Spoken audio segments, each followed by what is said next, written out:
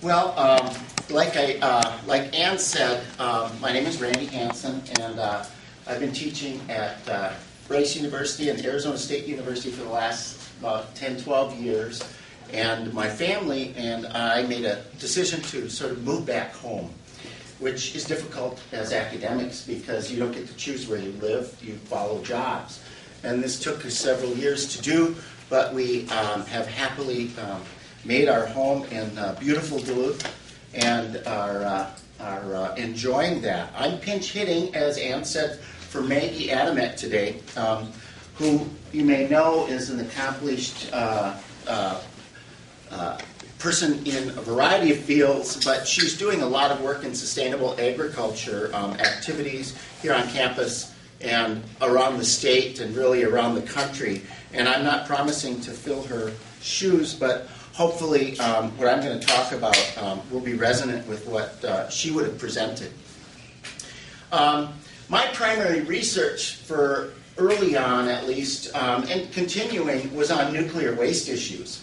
And in particular, I was focused on how American Indian tribal communities had been impacted by our great nuclear experiment, and also then following up on that, how the government was marketing nuclear waste to American Indian communities as economic development, a great kind of neoliberal process that we concocted in the early 90s, one which failed but was really traumatic for a lot of people involved with that.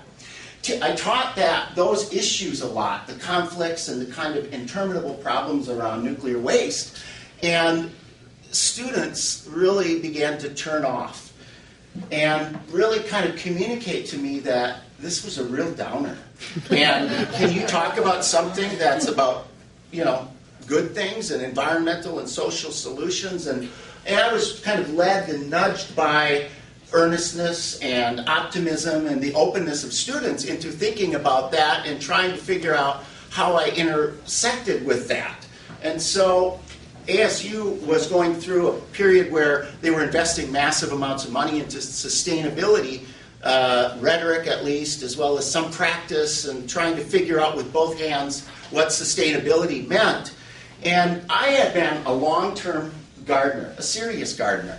And after my teenage sons were born, we as a family committed to feeding them well from our gardens. And so I had, in Arizona, created this kind of permaculture plot on a 2-lot space with citrus grove and deciduous fruit grove. We had chickens, we had a couple of geese named Thanksgiving and Christmas. They never got eaten then, but it was this kind of feedback loop that we created around for the plants and the animals and the human animals. And so I started using that space as a kind of teaching laboratory for students to engage them